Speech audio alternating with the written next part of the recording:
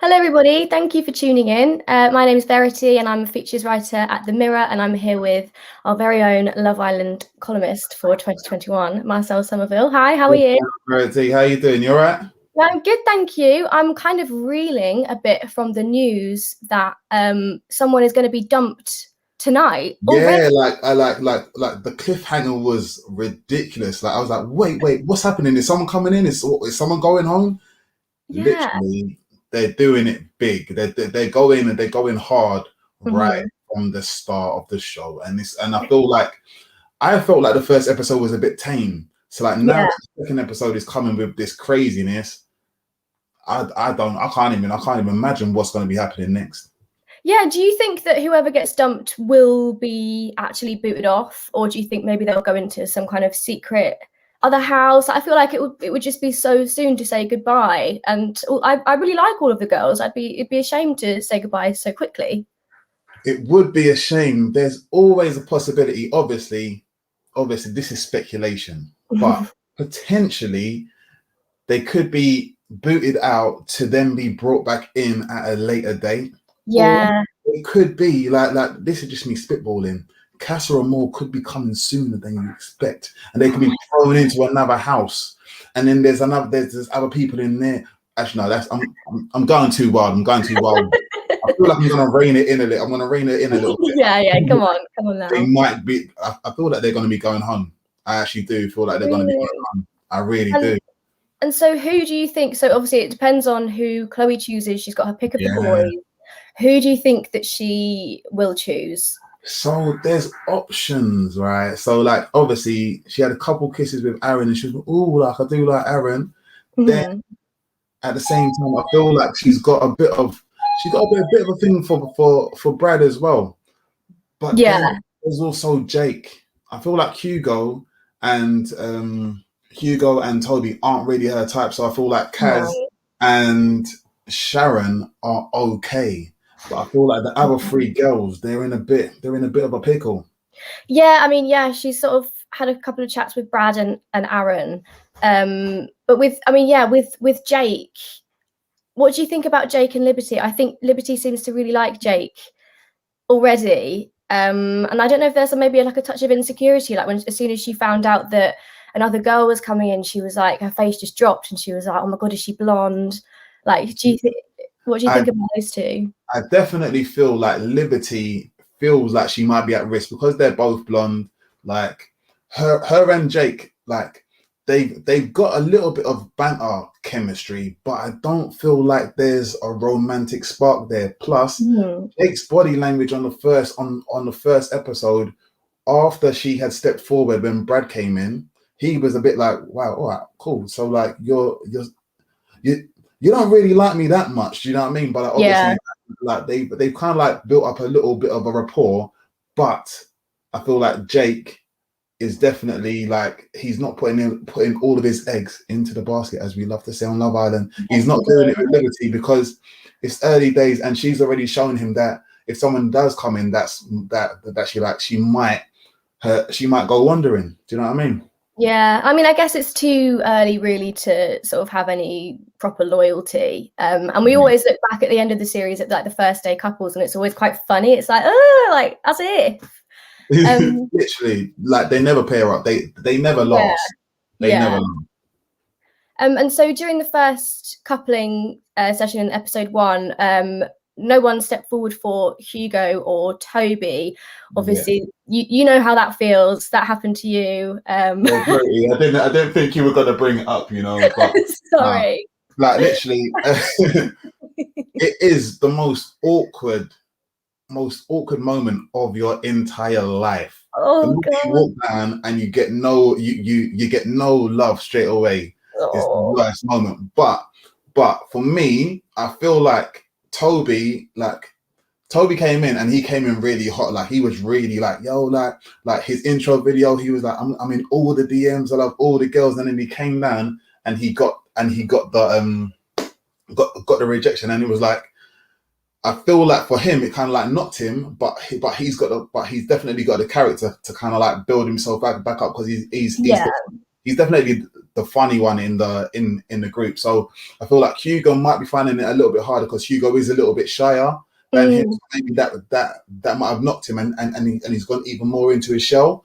But I think both of them have the ability to go the distance, like because they both got that thing. Like Hugo's got the semi Dr. Alex kind of vibes about him, and he's waiting for the right girl. But then when he does meet the right girl, he's gonna show her like what it's all about to be a nice guy. Then Toby's obviously got the chat and the humor, and people will be drawn to that because when you're in the villa for a long time, you literally like to be around the people that are going to entertain you and make you laugh and make it easier for you to be there. Do you know what I mean? Throughout the day. So I feel like the initial rejection, it happens. Like when you go onto Love Island, there's possibilities that it's going to happen to you. No matter how confident you are in the real world, Love Island's a different kettle of fish. So I feel like both of them handled it, but I think it's not really like the first day is never really the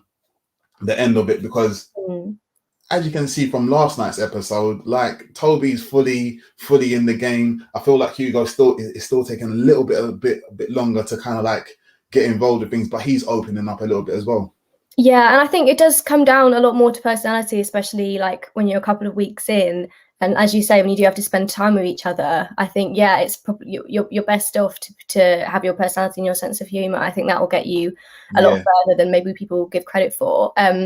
Some people think that the Islanders don't quite have the same like big personalities that we saw in some of the earlier series. Do you think that's the case? Do you think maybe they are going for a different type of person now with more of like an Instagram following, or do you think maybe it's just because we haven't seen enough of them yet?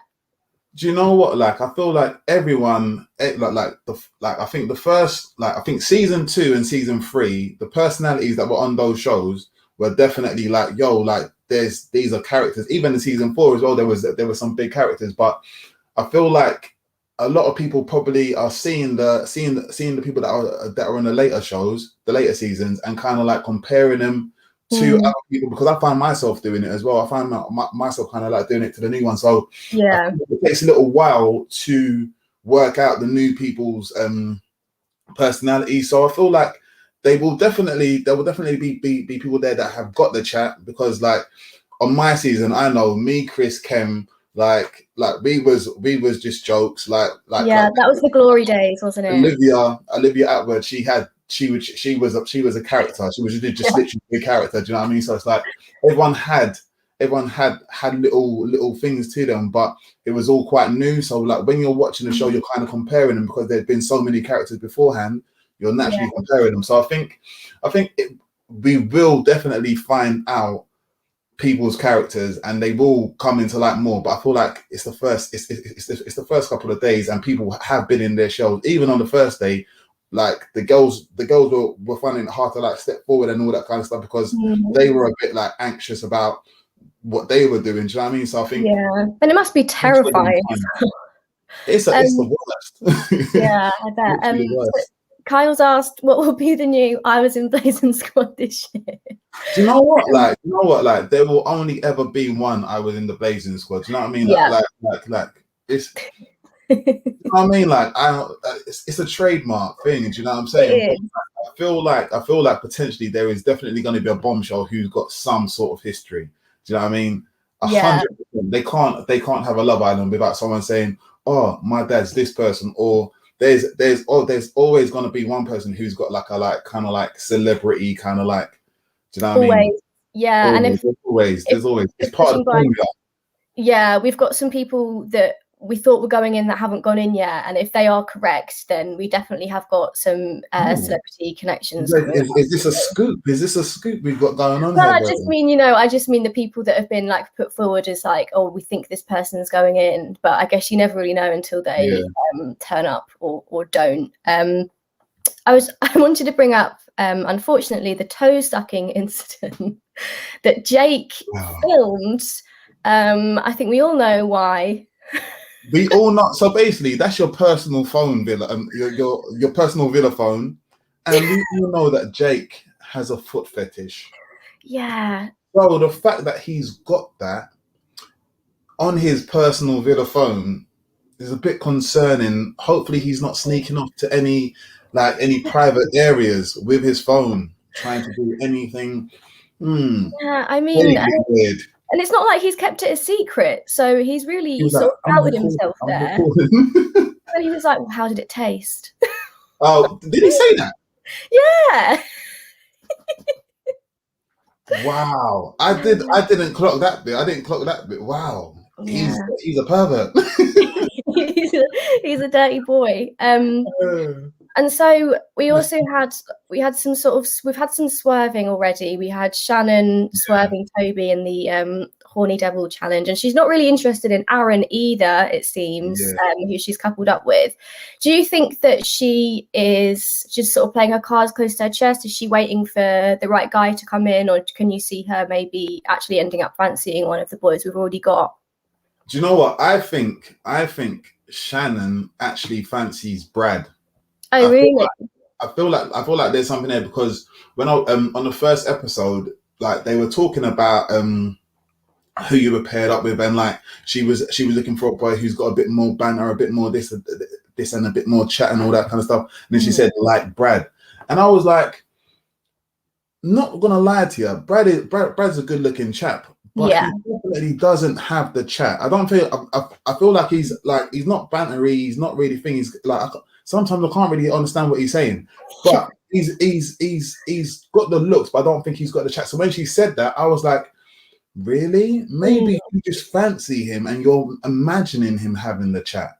Do you know what I'm saying? We've all been there, haven't we? But I mean, Faye's face when she was talking to him, I think kind of said it all. I think she was a bit baffled. Yeah. He just kept on just saying stuff. Just going around in circles, and like she came out of it thinking like, I feel like we had a chat, but I don't really know what he said. Do you know what I mean? Like, and Faye ended up being chosen by the most boys. But she's now with Brad, but I don't know if she's that interested, and she keeps making little digs at Hugo, which I'm not really sure why. Do you know what? Like, she was making digs at Hugo, and also Sharon was making some digs at Hugo as well. And I was like, leave Hugo alone. Like, he's had a tough time. He's had a very tough time. Let the boy just like kind of like come out of his show and do his thing.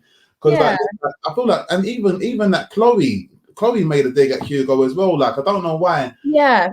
Why they're kind of like teasing the guy. Like, do you know what I mean? But like, they're not teasing him to his face though. Do you know what I'm saying? But he's very good looking. Yeah, he's a good-looking boy. He's a nice, sweet boy. He's a gentleman. Like, he went and bought he went and got them glasses of champagne, and they was all talking about him. Like when he walked up, I was like, what is this? Yeah, leave Hugo alone. Leave Hugo alone. I hope a nice girl comes in for him. I feel like that. You know what? I was kind of talking about it yesterday. Obviously, when you're in the original cast, the producers have visions for you. They have people that are potentially gonna be your type, and they've got them lined up. But as the original cast, obviously they need a bit of the drama and all that kind of stuff for the start of the show. And then the weeks go on, they start introducing. I'm gonna call them the supporting cast. Obviously they're all cast members, but like when you come in as a bombshell, you're not necessarily like it's not 100% you're gonna be staying for a long time. Do you know what I'm saying? So. Whereas with the originals, the majority of the time, they do get quite far into the show. So I feel like Hugo being a sweet guy, they've definitely got a girl that's going to come in, and she's going to have her eyes on Hugo, and they're going to be a thing. So be patient with it. Do you know what I mean? And the same with Kaz as well. The same with Kaz, because obviously there was a lot of talk about Kaz not no one being picked last, and I was kind of like, I totally understand, because it's happened like the last 3 years it's happened, and it's like, well, even from my year when I was the only boy not to be thing, there's always that thing about the black cast members being picked last and that kind of stuff. So it's like for Kaz, I definitely feel they've got people lined up that are going to be coming in, and and she is going to find the guy who's going to be picking her first. You know what I'm saying? So it's a long show, and it will definitely everyone will get the people that they need to, I feel. Yeah, and I mean, yeah, because I absolutely love Kaz, and it's just baffling, isn't it? And like you say, it's been a couple of years in a row now where this happens, and you know, everyone on Twitter is just like, what on earth? Because she's absolutely stunning. So yeah, so I really hope that someone comes in for her. And so when it comes to the recouplings, what is it, having gone through it yourself? What is it actually like? Do you get any help with writing your speech from with the sort of the producers? I presume they know who you're going to pick, and is it really a secret? Like, do you really not know who's going to choose who? So they don't help you writing a speech. Like, Okay. well, actually, I don't know now. They might have actual script writers who actually write certain things out for them. I don't know. I'm like, on my season, they definitely didn't do that. Like, we had to like basically sit there and be like, all right, I'm gonna say this. And you in your brain just like just saying it over, repeating it over in your head because you don't want to fumble your lines. So, Yeah. so obviously beforehand, you kind of have a little chat. The in villa producer will come around and be like, "So, Marcel, who are you thinking about picking?" And then you're like, "Oh, like, so I'm gonna pick. I want to pick this person." Like, and then it's like, all right, cool, sweet. So like, so they kind of got it in their head, so they know. They kind of like know, like, all right, cool. We're gonna make Marcel pick first because he's not changing, and we're gonna make this person pick last, and then like the two couples that have had the most drama during that week, Yeah. make them leave until last, so there's a bit of oh sweat, Yeah. all that kind of stuff. So there's definitely an element of rawness to it because you are giving a speech and you are like basically like in charge of what you say, but it's like the outcome of it, they kind of know what's going to be kind of happening, so they film it right. Yeah. And how long does it take once you're in there? How long would you say it takes for you to kind of forget about the cameras? Because I feel like in day one you would just be overwhelmed. Although I mean, I guess you were already a famous person, so I guess you were kind of more used to it than some of the others. But yeah, how long does it take for you just kind of relax and be yourself and forget that you're being filmed 24/7? I think for us, so on the first day, you're obviously noticing the cameras. There were a few people who were kind of like looking for the cameras and then trying to do certain things to kind of like get a bit of camera time and all that kind of stuff. But then on our season, like the day after it started, there was like a chop like I'm gonna say a chop. We're in Spain, but like I'm gonna say like a tropical rainstorm or something like that. Right. And literally we had to be inside the villa because we couldn't go in the garden, so we couldn't film anything. So that kind of like gave everyone a bit of a day to kind of like relax and kind of like get themselves into being in the villa. And then like after that, it just felt like everyone was just a bit natural, but there were still people like seeing where the cameras were to like kind of like have conversations and all that kind of stuff. But it's like you do just like relax into it because it's like you're waking up in the morning, going making breakfast and just doing your thing, just talking to people and just like conversating because there's nothing else for you to do apart from have conversations in it. So Yeah. it's like you naturally just start distracting yourself with conversations and then the cameras just become nothing. Yeah, I think what I do miss about the older, I mean not older, but yeah, like some of the previous series is that they used to show the conversations while everyone was smoking, and I think that's sometimes where you had like the best arguments, like the best chats. And it's a shame. I understand why they don't want to put out that message, but I do kind of miss like the when they used to just really show us everything. It was literally like after our season was the season they stopped it because literally like you come into the villa and you wouldn't smoke, you like you wouldn't be a smoker, but by the end of it, because all of the hot topics and all of the real deep conversations happened at the smoking area, literally like they were like, we can't have them just like I think there was like a million complaints or something like that about us smoking, so Really? they had to like tone it down and cut it off. So I think the following year, like if you did smoke, you had to go at the front of the villa, smoke a cigarette, and then come back in. You couldn't have your conversations while smoking. God, yeah. I mean, yeah, I do understand, but I miss it. And I've seen that. I wondered what your thoughts were about. I know this year they're really knuckling down on sort of mental health stuff, and they've offered loads of support to the contestants. I think they've got like a therapist in there, and a lot of aftercare. Was that the case during your series? So during our series, there was a therapist on like in the area of filming, like there was someone that was out there, but there was only a couple of people that actually went out and had like a little chat or whatever. But in regards to the aftercare kind of stuff, I think they've definitely upped it like since my year, because like when I done the when I went down to the House of Commons and I had a sit down talking about Love Island, reality TV, and all that kind of stuff, and it was me and you one day were there, and the things that like you one day said that they were doing for them after the show and all that kind of stuff, they didn't do for our year. It wasn't until until Mike happened, they kind of like started to like really like get into the whole aftercare for the contestants. Yeah, and thank goodness, you know, it's a shame that not everyone was afforded that, but yeah, I'm glad that they are, and yeah, it seems like a great bunch so far. But yeah, I can't wait for the new people and the bombshells. I'm just so excited for it all. Yeah, it's gonna be crazy, like, because like I feel like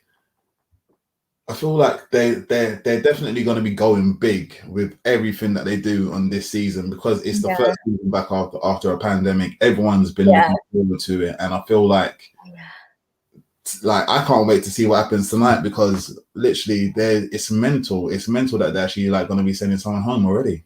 I know. So yeah, so that'll be 9 p.m. on ITV2 tonight if you want to tune in. And yeah, well, thank you so much for speaking to me today, Marcel. Really appreciate it. No worries, it was a good chat. I literally love talking about Love Island. So like, me too. You know what I mean? It's crazy.